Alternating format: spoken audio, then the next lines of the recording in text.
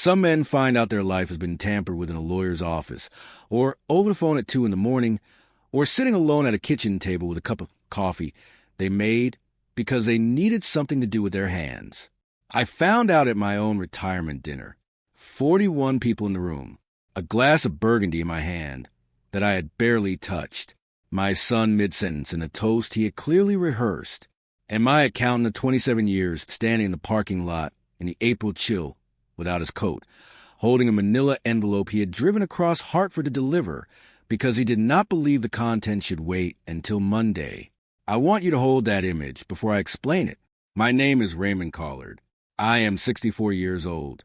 I was born in Hartford, Connecticut, and I have lived here for every year of my adult life, except for 14 months in 1981 and 1982, when I worked a consulting contract in Richmond, Virginia, and came home the moment it ended because Hartford is the kind of city that gets into a man in a specific way.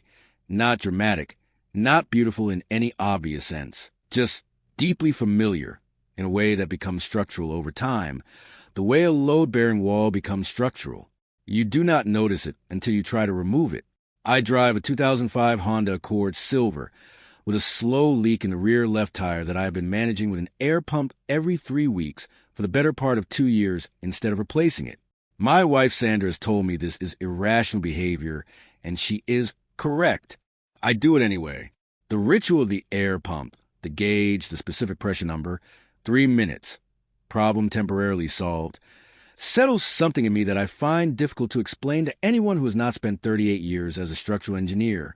When you work with tolerances for a living, you develop an appreciation for the act of bringing something back within spec, even temporarily, even on a Tuesday morning in your own driveway. I spent 38 years as a design engineer and then as the owner of a structural engineering firm called Caller Design Group, which I built from a 2-person operation on Asylum Avenue into a 22-person practice with 4 principal engineers and a client list that includes 9 municipalities across Connecticut and Western Massachusetts. We design bridges, retaining walls, public infrastructure, the invisible skeleton of the built world, the work that people walk across and drive over and stand inside without once thinking about who checked the calculations that are keeping them alive. That invisibility used to trouble me when I was younger. It does not trouble me anymore. The best structures are the ones that hold so well that nobody notices them. That is a compliment the work pays to itself. I officially retired on the last Friday of March. My 2 partners, men I had worked alongside for 22 and 17 years respectively, bought out my equity interest at a valuation we had agreed on and documented 18 months before the transaction closed. The process was clean. The terms were fair. I had spent 2 years preparing for it the way I prepare for everything, methodically with documentation, with contingencies modeled 3 layers deep, with an attorney named Bernard Lowe reviewing every instrument before I signed it. I will tell you more about Bernard shortly. The retirement dinner was Sandra's idea. She planned at Meridian, a restaurant on Farmington Avenue with warm lighting, and a private room that seats 45 comfortably and a wine list that does not require translation. She had been planning it since January.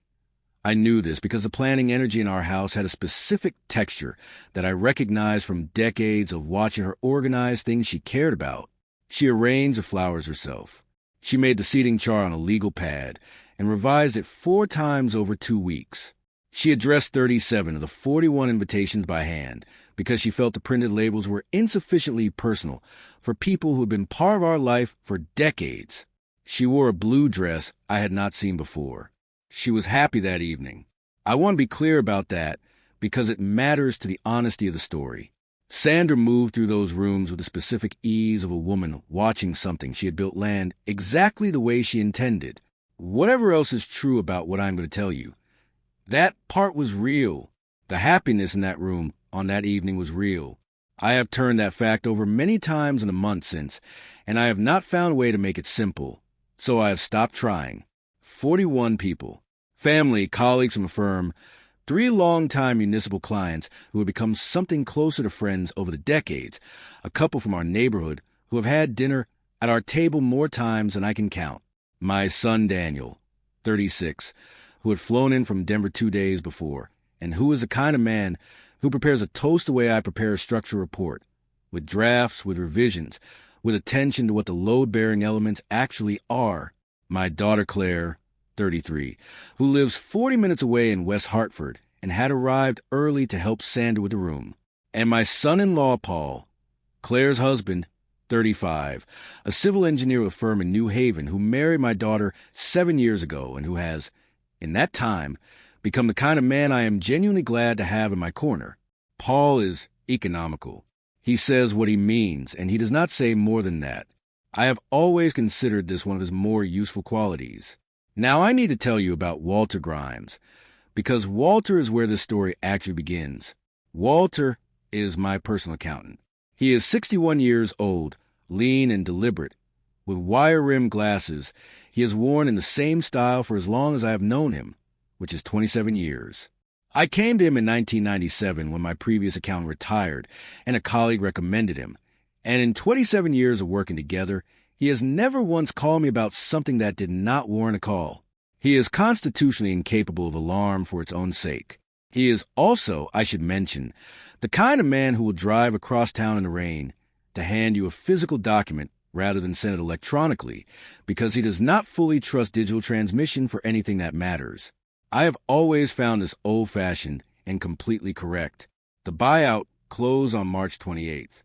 The following week, Walter began the ordinary post-retirement financial review, tax implications of the buyout, positioning of my investment accounts, projected income streams from my state engineering board pension, and the portfolio of rental properties Sandra and I had accumulated over 20 years in 6 separate transactions. Routine work, the kind of careful housekeeping that follows any significant financial transition. On a Wednesday morning in the second week of April, Walter called me at 9:06. I was on my second cup of coffee. The call interrupted a morning that had been, up until that moment, exactly the kind of morning I had spent 38 years looking forward to, quiet, unhurried, with nowhere particular to be and no calculation pending. He said, "Raymond, I need to ask you about something in the joint investment account. Are you somewhere private?" I went to my study. Brown leather reading chair. Door closed. Sandra in the kitchen.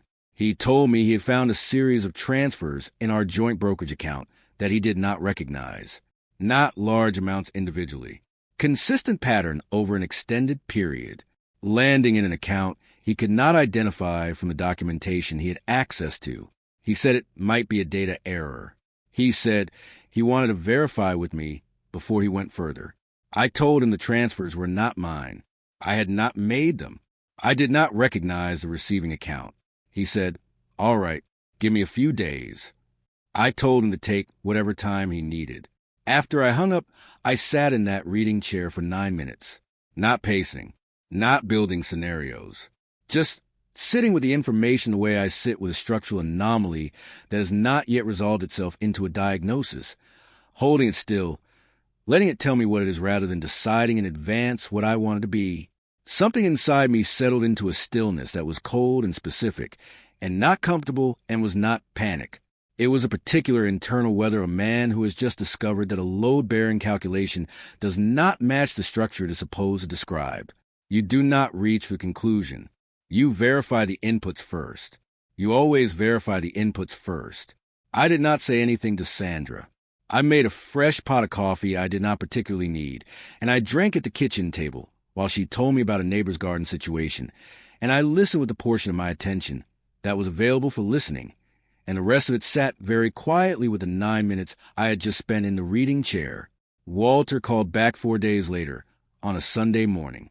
He had pulled 31 months of transaction records from the joint account, 44 transfers identified, amounts ranging from $2,800 to $18,600, very deliberately, I would later learn, to stay below the automated review thresholds that most brokerage firms apply to outbound transfers.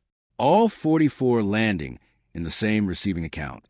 The account was registered under the name Sandra Collard, not our joint account, not any account I had ever signed for, but an individual brokerage account open in her name alone, 31 months ago, at a firm in Boston with a satellite office 22 miles from our house in Hartford. Total transferred, $341,700. I want to tell you precisely what I felt when Walter said that number out loud, because imprecision here would be a disservice to anyone who has been in a room like this one. Not rage. Rage is a hot feeling, and this was not hot. Not the collapsing sensation that I imagine overtakes some men when the structural integrity of their life reveals a failure they did not anticipate. This was colder than both of those. A specific, complete stillness, the kind that begins somewhere below the sternum and expands outward steadily, like a temperature drop, until everything inside you is level and quiet, and you can see with the kind of clarity that only arrives when the noise goes all the way down. The clarity you get at 2 in the morning on a project, when everyone else has gone home, and it is just you and the drawings and the problem, which has stopped being frightening and has become simply a problem to be solved. I said, "Walter, are you certain?" He said, "I have verified this from 3 separate sources. I would not be calling you on a Sunday morning if I had any doubt." I said, "All right, hold everything where it is. Do not contact anyone else. I will call Bernard tomorrow." He said, "Raymond, are you all right?" I said, "I am fine. Thank you for the thoroughness. I mean that." I called Bernard Lowe the following morning at 8:47.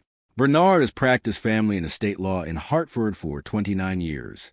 His office is on Pearl Street, 3rd floor, with a view of the old State House through a window that needs cleaning and always has, for as long as I've been visiting that office, which suggests a man who is focused on what is in the room rather than what is outside it. I have used Bernard for estate planning, the Caller Design Group partnership agreement, 2 real estate closings, and a boundary dispute with a neighbor in 2009 that was resolved so cleanly and so quietly that the neighbor still waves to me from his driveway without any apparent awareness that we were ever adversaries.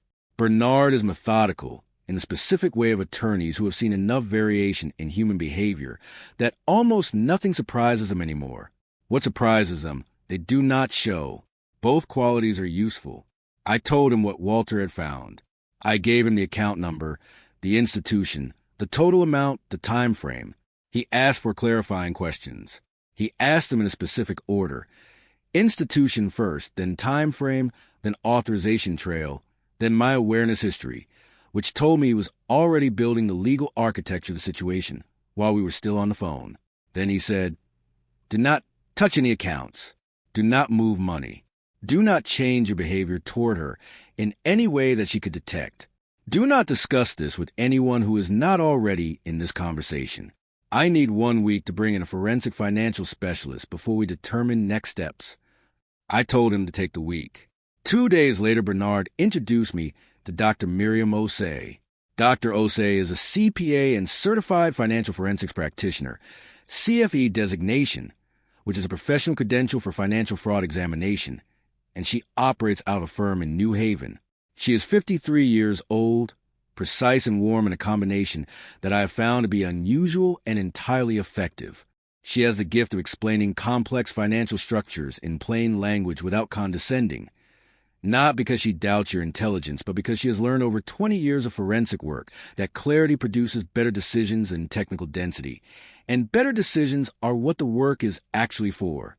She reviewed Walter's documentation the day Bernard sent it to her. She requested a civil discovery subpoena on the brokerage records, which Bernard filed that afternoon. She needed 10 days to prepare her full report. She came back in 8. While Dr. Osei worked, I continued being Raymond Collard. I drove to the barber on a Thursday, my regular Thursday appointment, which I have kept for 11 years at the same shop on New Britain Avenue. I had coffee with a retired colleague named Gene Hutchins on a Tuesday at the diner, where we have met monthly for a decade. On a Saturday afternoon, Sandra asked me to help her address the last batch of retirement dinner invitations. I sat at the kitchen table with her handwritten list, and I addressed envelopes for 40 minutes, correctly, legibly, without hesitation, while she read names and addresses aloud, and I thought, between each one, about a brokerage account 22 miles away that I had never signed for. I want you to understand something about those 40 minutes. They were not performance. A man who has spent his career verifying load-bearing calculations does not perform calm. He has simply learned, through decades of practice, that the situation in front of him at any given moment contains only the actions that are actually available to him, and that the correct action in those 40 minutes was to address the envelopes correctly. so I addressed the envelopes correctly. Patient men are not men without feeling. Patient men are men who have made a decision, usually hard one and usually early. That feeling and acting are two separate choices, and that confusing them is where most of the irreversible damage in a man's life originates. If you have been listening for a while, do us one quick favor. Subscribe. A lot of people watch without ever doing it, but it costs you nothing, and it means everything to us. Hit the like button while you're at it, and drop your thoughts in the comments. Dr. Osei's report confirmed the 44 transfers and the $341,700. It also identified something Walter's initial review had not reached, a second individual brokerage account, opened 8 months after first at a different institution, also registered solely in Sandra's name. She had transferred $67,200 from a first account into this second one across 11 transactions over 14 months, creating a two-layer structure that would require forensic tracing to connect to the joint account source. Dr. Osei's written conclusion described the overall pattern, in the precise language of her profession, as consistent with deliberate and systematic diversion of jointly held marital investment assets executed through a layered account architecture specifically structured to complicate detection and recovery.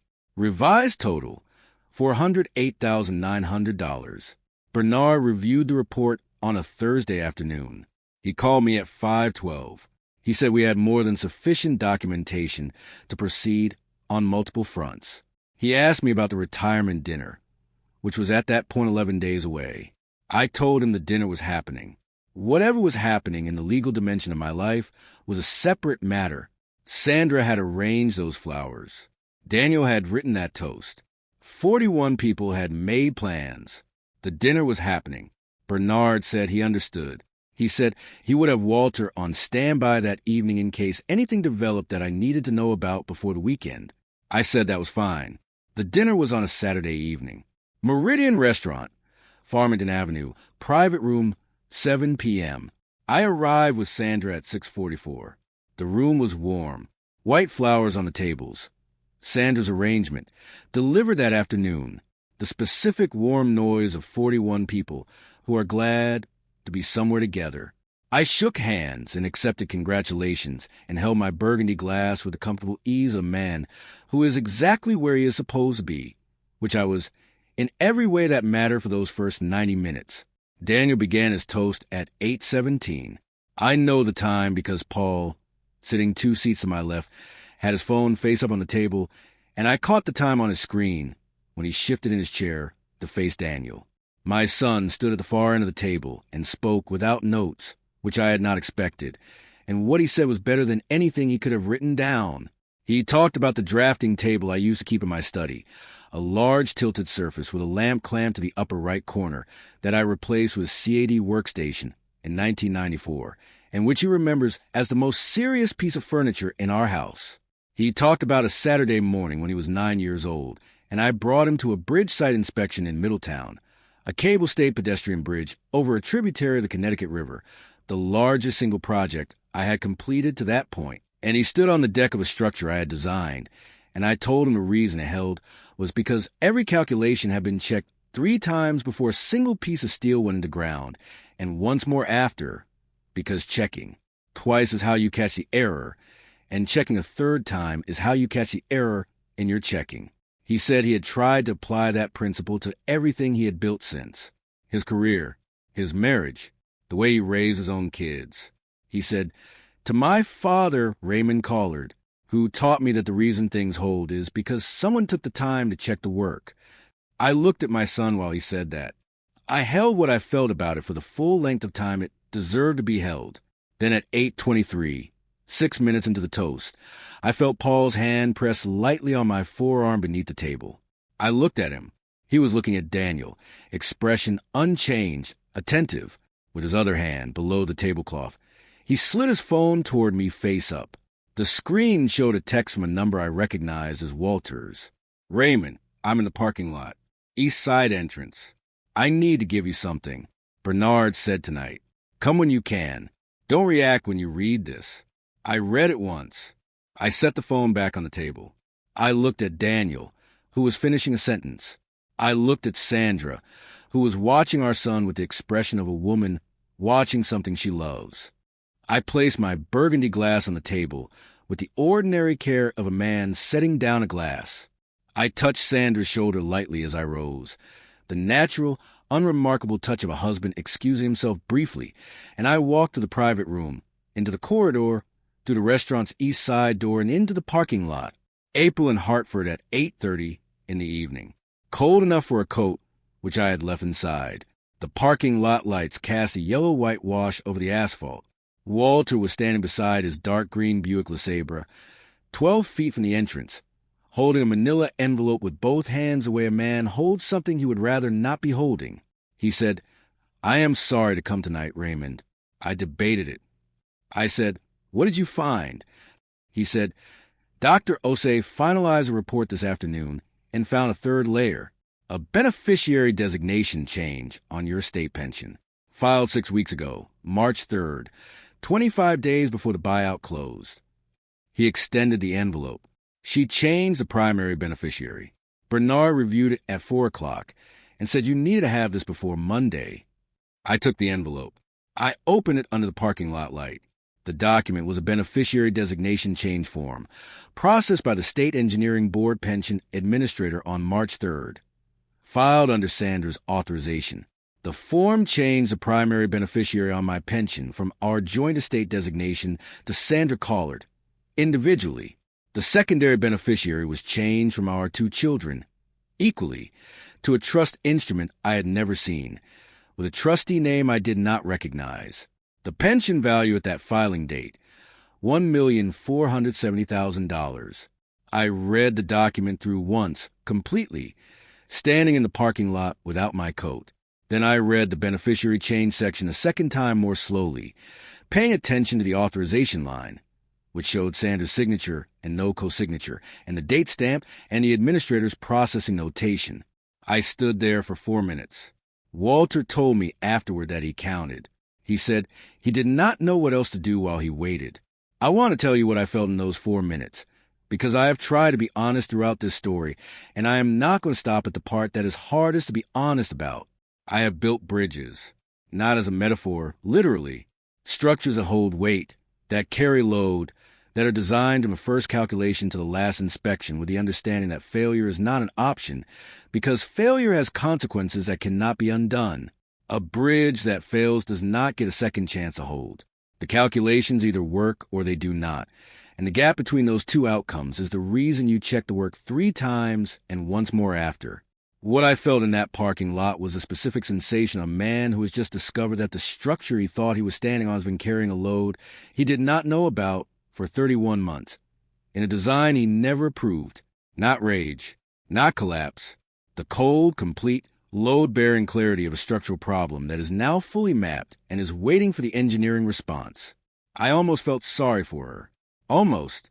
For whatever calculation she had made, whatever she had told herself about what she was building and why, whatever weight it had cost her to carry 2 versions of the same life at the same table for 2.5 years, I noticed that weight for the duration of a breath. Then I folded the envelope and placed it in my jacket pocket. I said to Walter, "Thank you for coming tonight. Go home. I will call Bernard at 8 Monday morning." He said, "Raymond, are you all right?" I said, "I am. Thank you for the thoroughness. Walter, I mean that every time I say it." He nodded. He got into the Buick. I watched the taillights move toward the exit. I stood in the parking lot for 90 more seconds, long enough to let everything find its position. Then I went back inside. I walked through the east entrance, through the corridor, through the private room door. Daniel had finished his toast. The room had the warm post-toast energy of people who have just applauded something sincere. I found my seat. I touched Sandra's shoulder in the return version of the leaving touch, the one that says I'm back, everything is fine, which it was in all the ways that matter for the remainder of that evening. I picked up my burgundy glass. Claire caught my eye from across the table. I gave her a small smile. She gave one back. Paul was refilling his water glass and did not look at me, which was exactly correct. I drank my wine. I ate a very good dinner. At 10:40, I thanked everyone for coming and Sandra and I drove home in the Accord, the rear left tire holding its pressure adequately, as it generally does for the first week after I fill it. I said nothing on the drive home. Sandra talked about the evening, who had said which conversations had gone long, whether the lamb had been as good as the last time we had been to Meridian. I listened and responded in the way that constitutes normal conversation in a 38-year marriage. And when we got home, I told her I was tired, and I went to bed, and I lay in the dark for a specific amount of time before I permitted myself to sleep, and in that time I built the problem completely in my mind. Every transfer, every account layer, every document, the pension, the trust instrument, the unknown trustee, until I could see the full load diagram of what had been constructed, without my knowledge. Then I closed my eyes. Monday morning, I called Bernard at 8:03. He filed the emergency legal instruments that afternoon, a civil preservation order on both individual brokerage accounts, and a formal challenge to the pension beneficiary designation change on the grounds of unauthorized single-party modification of a jointly designated instrument. The preservation orders were granted by a Hartford Superior Court judge at 2:47 that same afternoon. The pension challenge was reviewed by the State Board Administrator, and the designation was provisionally suspended pending formal legal resolution on Wednesday of the same week. The civil suit was filed on Thursday. Bernard named Sandra as sole defendant. The claim cited systematic misappropriation of jointly held marital investment assets across a two-layer brokerage account structure totaling $408,900, unauthorized alteration of retirement pension beneficiary documentation with a combined value of $1,470,000, and fraudulent concealment of jointly held financial instruments over a period of 31 months. Dr. Osei's complete forensic accounting report was submitted as primary evidentiary documentation, along with the pension administrator's processing records and the authorization trail analysis, showing single-party filing on a jointly designated instrument. Neither brokerage account has moved a dollar since the preservation orders were granted. I served Sandra the papers at the kitchen table on a Tuesday morning 3 weeks after the dinner. I came downstairs before she did and made coffee and put 2 cups on the table. When she came down, I handed her the envelope and said, "You should read those." Then I went to the garage. I organized a section of hardware shelving I had been meaning to address since November. It took about an hour. The result was considerably better than it had been. I did not listen for her reaction. That was not my work to do. Sandra's attorney, a woman named Patricia Drum, is competent and did not attempt to contest Dr. Osei's forensic accounting. She negotiated on restitution structure and the division of remaining marital assets. Bernard was prepared for every position she raised. I attended 3 of the 5 formal sessions and answered direct questions. The attorneys handled everything else. The settlement was finalized on a Tuesday in September. Sandra repays $408,900 in structured installments over 8 years, secured against her share of the equity in our home. The home was listed in October. I retained my pension in full, with beneficiary designations restored to our original joint estate structure. The trust instrument and the unknown trustee were dissolved without further consequence. The secondary brokerage layer, the $67,200, was included in the total restitution figure. I have an apartment in the west end of Hartford now. 2nd floor, corner unit.